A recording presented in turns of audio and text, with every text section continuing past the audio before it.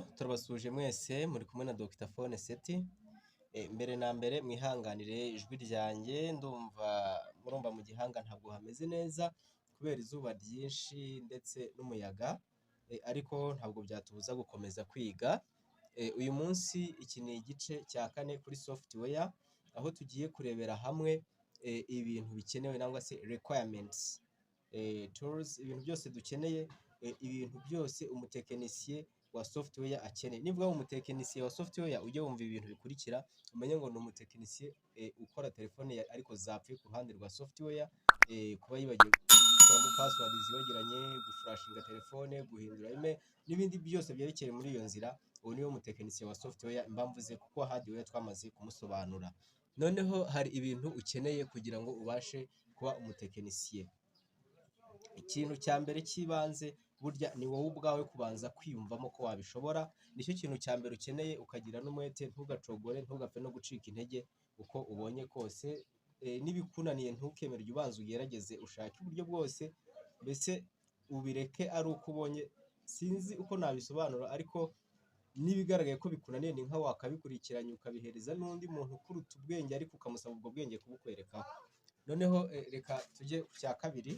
Ikindi kintu gikenewe ni PC nangwa se computer, ese mudasobwa yaba iyo ariyo yose, yaba izigendanwa yaba idakurwaho iri, iyo irakenewe cyane kuko niyo izagufasha muri ibi. Icyo ni icya kabiri tuvuze. Icya gatatu ukeneye icyo bita files and tools. Ukeneye file, sinzi uko ndabivuga mu kinyarwanda, ariko ukeneye software zizagufasha, nizo twise file cyangwa se files. Hari na tools, byose tubikubire hamwe. Niba ukeneye kujya ukuramo password, ukeneye kumenya software yagufasha kuyikuramo, gukuramo FRP, guhindura email, izo ni tools ukeneye. Tuzazivugaho tubereke naho mwazikura. Izo ni ikintu cya gatatu gikenewe. Ikintu cya kane nicyo bita hard drive. Oya, hard drive tuvuze aha ngaha, hard drive ni iy'imbere muri computer, igomba kuba irimo, ifite umwanya uhagije. Noneho ukongera ugakenera ikindi bita, reka manze nandike hard drive,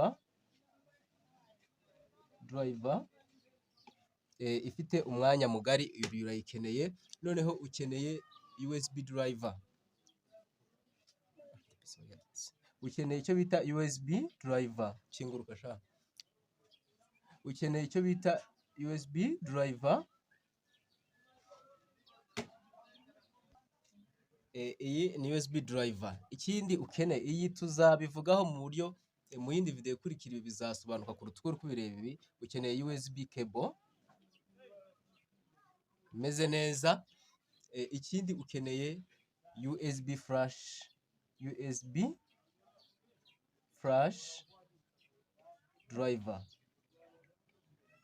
Wakibaza se ibi bitatu ko mbona ngiye wari kimwe? Oya, biratandukanye, bizasobanuka ubwo tuzaba tugiye muri drivers and connection, imihurizwe za drivers. Noneho ibi ni ibintu ukeneye cyane kugira ngo ubashe kuba tekinisiye wa software. Icya mbere twabonye ko ari courage muri wowe, kudapfa gucika intege. Icya kabiri twabonye computer. Icya gatatu twabonye hard drive muri computer yawe.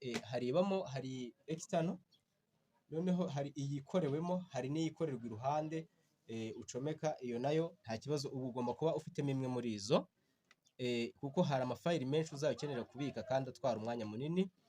Ikindi ukeneye, uzakenera USB drive. Ikindi ni USB cable. Ubwo ibi bizasobanurwa neza kurutaho. Iki ni USB flash drive. Ibi ngibi ni ibikoresho ngombwa ukeneye kugira ngo ubashe gukora uyu mwuga. Noneho video izakurikira, twakoze akavideo kagufi bitewe n'uko muri kumva uko umubiri umerewe.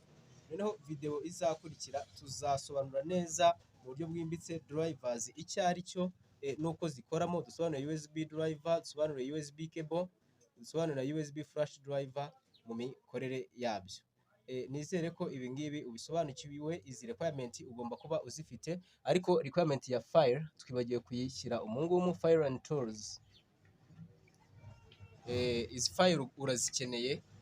Izo file rero niho habonekamo za software tuba dukeneye, tukamenya ngo niba ari Miracle Sanda ubwo twayishyira mu mwanya wa file, niba ari Pandora twayishyira mu mwanya wa file and tools.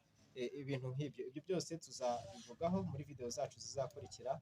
Mwakoze kubana natwe, turabakunda cyane kandi mukomeze kudusengera kugira ngo umubiri ugubwe neza kurutaho, maze tubashe gusobanura ibi bintu mu buryo bwimbitse kuko ni ibintu by'ibanze kandi by'ingenzi.